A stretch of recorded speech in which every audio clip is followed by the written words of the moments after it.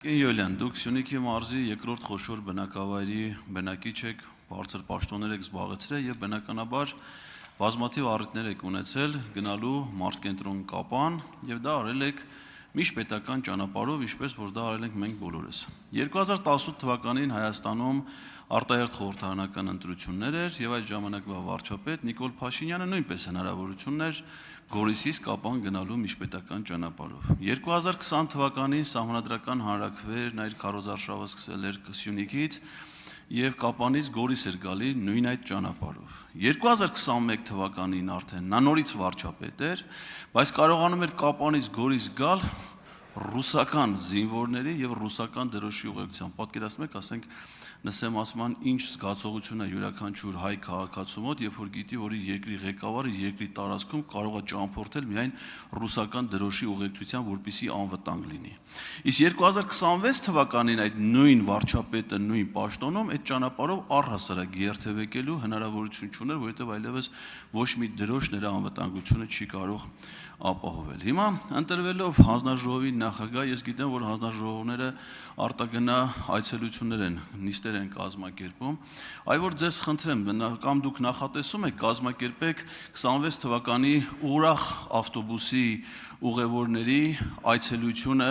Գորիսից Կապան միջպետական ճանապարհով։ Այսինքն որպես գորիսեցի եւ որպես նաեւ այդ հանձնաժողովի նախագահ, այդ ուրախ ավտոբուսի բոլոր ուղևորներին հրավիրեք, խնդրում եմ դուք իրանց չուղեկցեք այդ ժամանակ, այդ նույն ուղևորներով, նույն կազմով Գորիսից գնան Կապան։ Նախատեսում եք այտենց մի հատ ստադի տուր կազմակերպել ուրախ ավտոբուսի ուղևորների համար։ Արձագանք։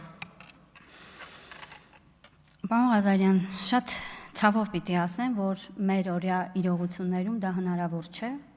բայց ես մեծ հույս ունեմ, որ մի օր դա հնարավոր է լինելու։ Շատ մեծ հույս ունեմ, որովհետև խոսեցիք նսեմացման մասին, ինձ համար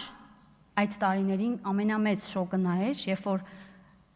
խոշորացված համայնքում ապրելով, համայնքի բնակավայր գնալով, երբ որ առաջին անգամ ադրբեջանական հենակետը արդեն իսկ այդ ճանապարհին էր, պետք է Գորիս համայնքի բնակչին ստուգեին, որպեսզի ինքը իր համայնքում կարողանար քաղաքից բնակավայր տեղաշարժվեր։ Դա ամենամեծ նսեմացման գործընթացն էր։ Եվ ես հավատում եմ, որ ուժեղ Հայաստանում,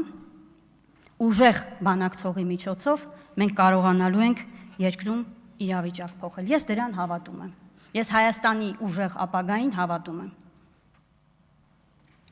Արձագանք։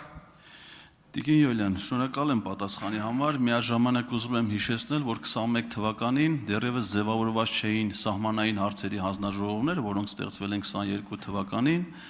չկար որևէ քարտեզ, չկար որևէ պայմանավորվածություն, որևէ միջազգային պայմանագիր, իսկ նոյեմբերի 9-ի հայտարարությունը նախատեսում էր Կուբատլի եւ Զանգիլանի շրջանի հայկական վերահսկողություն, որովհետեւ նախատեսում էր, որ հայկական զորքերը պետք է կանգնեն այն հատվածում, որտեղ այդ պահին նրանք գտնվում են։ Եվ եթե Աղդամի, Քարվաճառի, Լաչինի շրջանների հանձնման ժամանակը ցույց կար, ապա դա չէր վերաբերում Կուբատլի եւ Զանգիլանի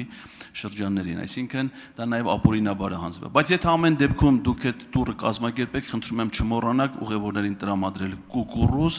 պերաշկի, թթու լավաշ, սուջուխ, խաշած կարտոշկա եւ ելակ։ Շնորհակալ եմ։ Հարգելի գործընկերներ, խնդրում եմ մի թվարկեք այն բոլոր առարկաները, որոնցով ուժեղ Հայաստանի ներկայացուցիչները տրակաշարք են բաժանել։ Սա նիստ է, չի կարելի։